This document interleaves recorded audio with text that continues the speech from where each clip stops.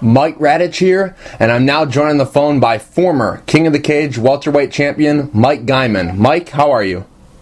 I'm doing great. How you guys doing? Doing good. Mike, you were born in Newport Beach, California, but raised in Irvine, California. Tell me, what was life like for you growing up? Quiet. Irvine, I guess, it's been rated like the safest city in America for like 1,000 years. So it's not like no mean streets or anything. It's very clean, quiet. Just my whole life here. I love it. From what I understand, you went to a couple different high schools. What's the reason for that? Was it, your parents had a divorce and you were bouncing, living with your mom and dad? Was it a discipline problem? Was it for athletics? What was the reason? Oh, no. I went to one high school, Woodbridge High School.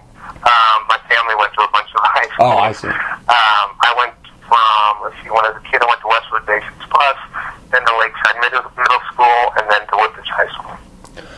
Mike, from what I understand, you were a pretty good baseball player? Yeah. What position?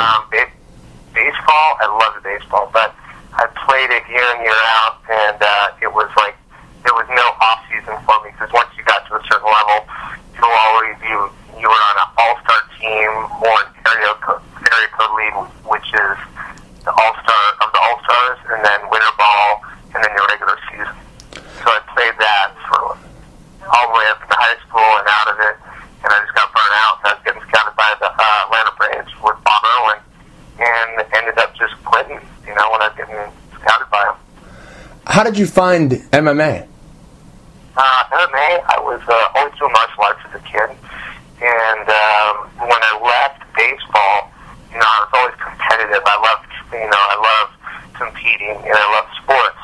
And when I left baseball, I didn't have that anymore at a good level, So I just kind of transitioned to MMA with some friends that were already doing it, and, the rest is history. Had you seen the sport on TV? Had you seen, some guys fight? Or were you just coming to it because you knew guys who were already doing it? No, I saw it on TV when it first came out, UFC1.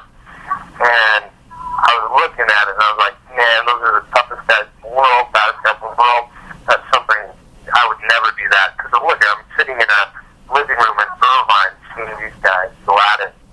And my friends were training already in it, as it was coming up. And I just fell into it, and now I'm that guy on TV. How long were you training before you actually started fighting? I'd say about 6 years. Really? 6 years, and then when I really started getting serious is when I got into jiu-jitsu. Started training at a place in Irvine, and just took it and ran with it from there. Mike, I'm curious, how did you get your nickname, the Joker? Is this something that dates back to maybe high school where you're kind of a class clown? How exactly did this nickname come about? Oh, yes. When I was just as early as I can remember, I was always goofing around. The more serious the situation got, the more I'd goof around. I was a goofball. I have fun, and I still am. I haven't grown up one bit. I still have Play-Doh. I still have all that stuff. Your first pro fight was in 1999. You fought Zach Turnage. The fight actually ended in a draw. What do you remember about that fight? I remember he wanted to go to the ground. I wanted to stay on the feet, and I was supposed to get beat by this guy because he's been training all this ground, and at the time all the ground guys were winning, taking the feet, the stand-up guys taking them down and submitting them, and all I just remember is getting taken down a few times and just trying to defend, getting to my feet and then beating them up, and then getting taken down and defend, and then I felt I did more damage to win the fight, but it all goes up to the judges, and I let it go to their hands and drop. Was this with gloves or bare fists, this fight? Yeah, that was bare fist. Oh. And when I first started with bare fist, and it was definitely a lot different back then. It was more cavemanish, I guess you could say. There was less rules, and just it was crazy back then. With draws, it's kind of a weird thing because you don't know if you should act like the guy who won or you should act like the guy who lost. You don't really know where to go. How did you take the ending of the fight? No, you just throw a draw as soon as that bell rings. People I see. There were no judges. I see. That, as soon as that bell rings and you go to the judge's decision, you got to get your butt up in the air. It doesn't matter how tired you are. Get up and show that you won and make it seem like you won to help sell it. Yeah. I think that's just part of selling it. That's what you're doing exactly, selling a win. Now, recorded, that fight was May 3rd, 1999, and it doesn't say your next fight was till March 16th, 2002. Were those fights just not recorded, or did you take some time off? Oh. Yeah, no, I had a bunch of fights that weren't recorded on this before the record system. I mean, it's a lot more comprehensive now. A lot of people have input into it, and there's stuff, it's hard to fall through the cracks. Was back then when it was coming out, oh my God, there's a ton of guys, Antonio McKee and different people like that have a bunch of fights that aren't even recorded. And I'm one of those guys that have a bunch of those fights that aren't recorded. How many would you say during that time? No, not a bunch. I'd say about 3, 4. Were they wins? 1 and 2, 2 and 1? Wins. All wins? And actually, no, one was a loss.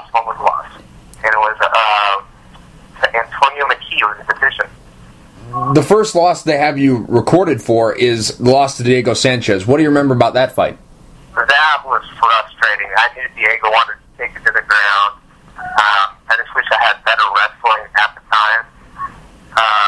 And, all I remember is I'm going to kick him in the head, and first things first, he shoots in, and I timed it. I just couldn't get the kick to land exactly where I wanted to.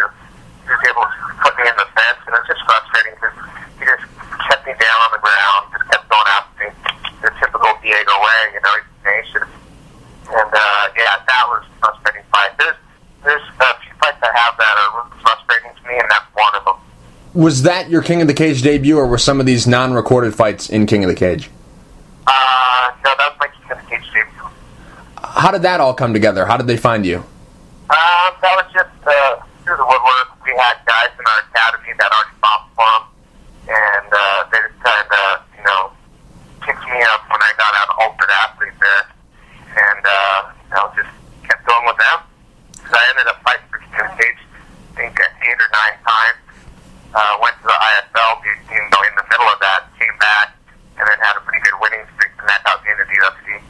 Yeah, you made your IFL debut against Pat Healy. One of the things I remember about that fight is your hairstyle. It kind of looked like the University of Michigan Wolverine football helmet, the winged helmet. Exactamundo, yes. Is that what it was supposed to be? No, it's just kind of my little thing. It was one of the tap-out crew. We all were kind of different. Skyscrape had his hair, and then, Charles, he had his hat and all that stuff, and then I had my hair, and that was my little racing style shit. The tap-out crew, did you know those guys before they became, tap out and, the characters, you knew them before that? Yeah, no, we started out all before all that notoriety, and we're just coming up and showing up the back of the farm and on the sides of the road. Even on the way to a King of the Cage, we weren't allowed to sell. We weren't allowed to sell there. So instead of selling there, we popped up on the road on the way to King of the Cage and sold clothes there. And we started out just, just mean streets and going after it and aggressive marketing and in-your-face kind of thing, and it just grew into what it is today. During that time, I think you were like 7-2-1 or 8-2-1 or something like that. Yeah. Was there a time where you were like, when am I going to get my opportunity to be in the UFC? When is that going to come? I'm winning. All the time. Did you question yourself about that? Oh, all the time. That was part of my road to the UFC. It took me 10 years, and I had a good record, and I was beating some good guys, and I was already working alongside the UFC because Tap Out, we sponsored the UFC and the Flash Fighters, so it's always behind the scenes. I knew Dana, I knew Joe Silva, I knew the Fertitas, knew all those guys even way long ago, years and years ago, and I was just like, man, I want to get my chance, and then the whole suicide attempt, I was like, that's a capper, I'm never making any UFC, I've got all this shit going on, I'm done. And then sure enough, I get done and out of the hospital and, win another fight, and then my dreams came true. I and, debuted against Roy McDonald, another King of the Cage champion. Lost that fight, and then got into my Yoshida fight, UFC 113, and that was like finishing the trifecta for me, getting that win in the UFC over all those years, over all that, that road traveled, and yeah, very special. Did you ever audition for maybe an early season of The Ultimate Fighter as a way to try to get on? Or yeah. Yep. Oh yes. Ultimate Fighter Season 2. Right. Me, Rashad Evans, George Brazil. Rashad was in the backseat with me in our van. We had Kerry Shaw. Who else do we have in there? We had Whitehead. We had a bunch of people, and going through that process was pretty cool. And then right before the show, right before they flew us out, they told me I was off the show because of my tap out connection. So that sucks. But everything happens for a reason. I ended up making it to the UFC anyway, and happy. But before that, you claimed the King of the Cage welterweight title when you defeated Anthony Lapsley. How great was that? Was that the best point of your career at that point in time? At that point in time, yeah, that was the best point of my career. That was an amazing, even from a fan standpoint, if I look at it, it's a good fight. It's very action-packed, very technical. And Anthony was a fighter that had a better record, a lot more guys, I think better quality guys. I thought he was just a better fighter all around. I thought I beat him by conditioning and just going after it. I didn't want to lose. I just kept going after and after and after. And I ended up, winning by that arm triangle in the 5th round. And man, I cried my eyes out. I'm so happy. Then after that fight, you fought Casey Uscola. I remember the fight. You dropped him with a kick to the body, and then you finished him with punches. That was cool because the first round he beat my ass. Yeah. I tried trading with him, and I tried to shoot him and take him down. He threw me basically up my head, rearranged my nose for me, and I fought through that round. He was on top, and I finally, got through the round, shot in the corner. My corner said, "Hey, don't shoot on this guy. Freaking, work this guy's feet, work the ankles." And listened to my corner, and it all fell in place, landed body straight. I thought hurt him, then I threw another one. He dropped him down to the ground and finished the fight. So yeah, and he was huge. He was a big dude. Now, during this time, is this when it's at the all-time high of, hey, when am I going to get my opportunity? I'm the champion. I'm finishing guys. I'm watching guys on TV that are considered top guys, and I know I can beat them, or guys who are considered top guys. I can put up a better fight than who they're fighting. Is this what's going on in your head at this point in time? No, that was I'm done. I'm done. There were so many things going on with me in that fight when I tried to commit suicide. It was not too maybe a month after that, I'd say. I wasn't thinking about UFC. I was just thinking about getting out, and I didn't end up obviously doing it, and then I got out of the hospital, and I got to get ready for defend my title against Quinn Mulhern, who was killing everybody. I think it was 9-0 at the time, and ended up beating him quite handily, and that's when I got called to the UFC. Is that the best moment of your career, that victory against Quinn Mulhern, considering what was going on? And I believe going into that fight you were injured. Yeah, I had a torn MCL, and I didn't even cry after that fight, because it's like there's nothing that stopped me. I've gone through too much. This is a kid that he's fighting. He's never fought someone like me, Right. And I just knew where I was going. I knew when I got through that fight I was going to end up going somewhere. Sure enough, Joe Silva called me not too long after that. I sat on that couch and cried my eyes out because I'm like, I finally made it to the UFC. When you got that call, what did you say to him? Did you say, jokingly, of course, it's about time, something like that, or was it just, let it go? No, man, heck no. I just said, thank you, sir. I love you, and I'm going to fight my heart out. I see. Now, Mike, your UFC run, didn't go that well. You did have a win against Yoshida. Is that a proud moment of your career as well, that fight against Yoshida?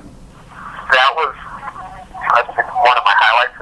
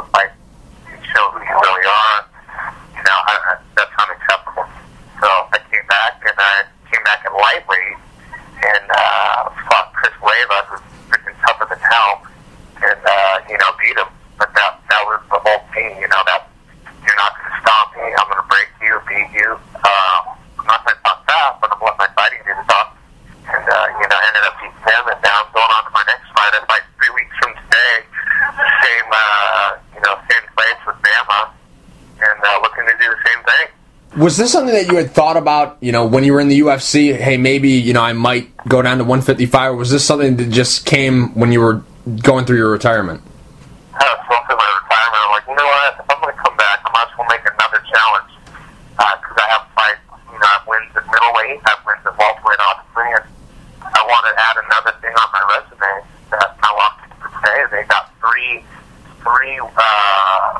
weight classes going downward victory, I don't know of a lot of fighters that have done that. Is it a tough weight cut to make it down to 155 for you? It's alright. It's not pleasant. I'm usually 195. When I started this cut, I was 195, and it's not pleasant, but it just takes a little sacrifice, and you get there. It sucks. What are some foods that you've had to give up that you just really love? Everything. No, what's really killing me right now is pizza. I love pizza, and I can't eat that. It's driving me nuts. Why did you decide to sign with Bama? Just because Brett's always been a good guy to me. He's been a friend. He's just a good cat. And I want to do something different. And he's one of the guys who wanted to thank along the way, on my road. He's always been there, and I'm like, you know what? I'm gonna fight. I want to see if brother give me a fight, and I'd fight for him. And he's like, hell yeah, I'll get you a fight. I would love you to fight for me, and match made in heaven. A fight for a friend of mine, and I want to help out if I could help increase ticket sales and stuff like that for him. I'm really ecstatic about it. Now you mentioned that you got a fight coming up at Bad Beat 6 against Mike Guymon. How's training been going for the fight? Training's going good. I'm actually at therapy right now. I'm icing my shoulder. Just got little things from working out and training, but it's going really well. I'm fighting Guymon, who's I think 5'6", 5'7", who's much shorter than me.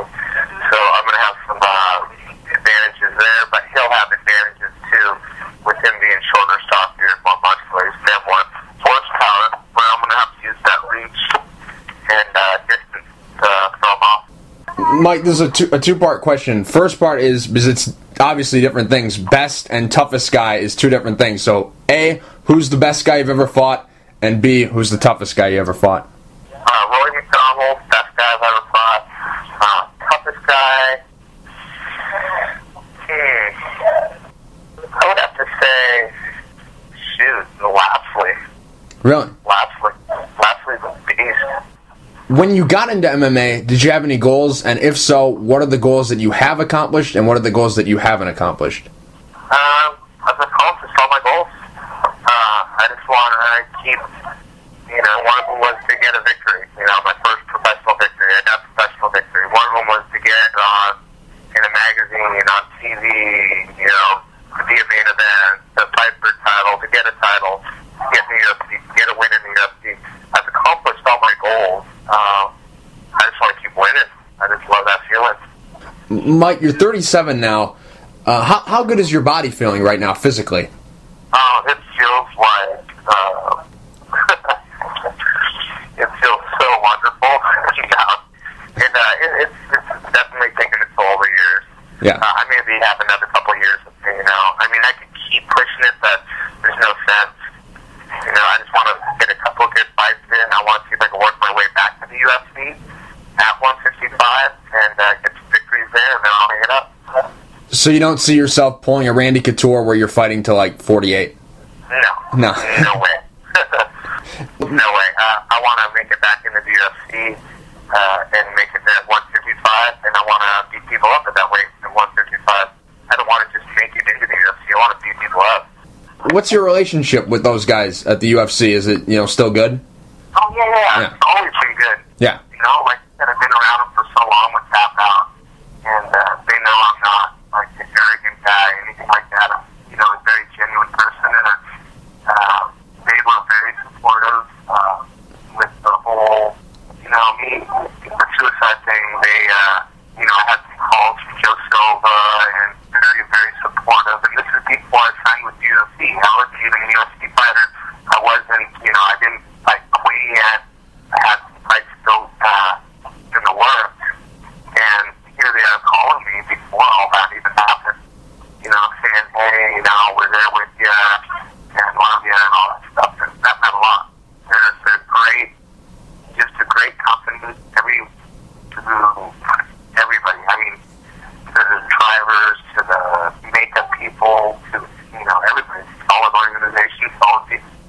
Now, Mike, your gym, Joker's MMA, merged with Lightning MMA. How did this alliance come together?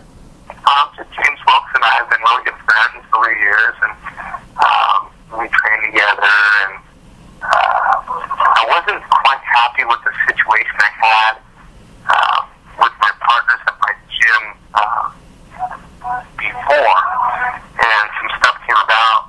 James heard I was looking for a new spot, and he said, hey, don't get the spot yet, I have an idea. And so sure enough, the next day he comes up with a proposal and says, hey, let's do this, let's do that. And I was like, no, man, this makes sense, let's do it. The only thing we were worried about is, being really good friends and a personal relationship there, but no, I mean, it's been awesome, love it.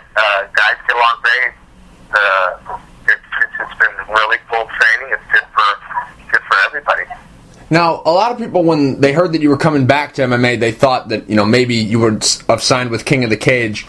Are you just going to continue to fight in Bama until maybe you get a call to the UFC? Is that pretty much where you're going to be sticking around with Bama? Yeah, I'll stick with Bama, and, I want to have them lined up, knock them down, and hopefully the UFC and Joe Silva, can see that I'm a little bit different now with, learning how to wean down on justification, and that I can fight back by how I used to be, from 113 prior. That was me, 113 on, was not me. It was freaking medication out there.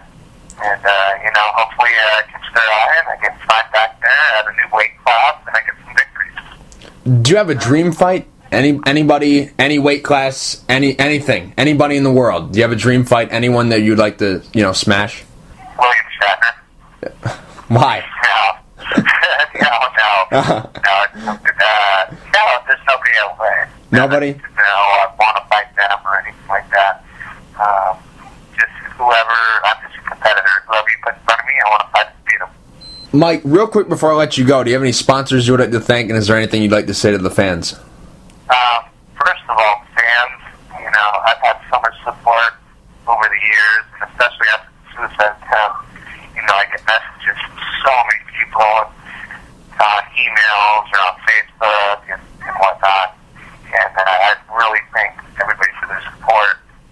You can follow me on Twitter at Joker Guymon, and you can catch up to some of my day-to-day stuff, get ready for the fight and whatnot.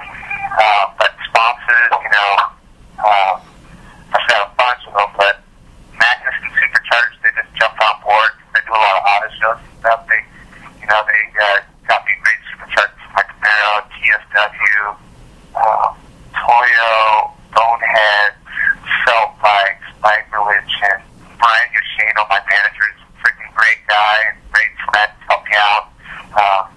It's just awesome. Sony Automotive, Platinum Auto Body, and, audio, sorry, that really bad cauliflower ear, and I can barely hear anything.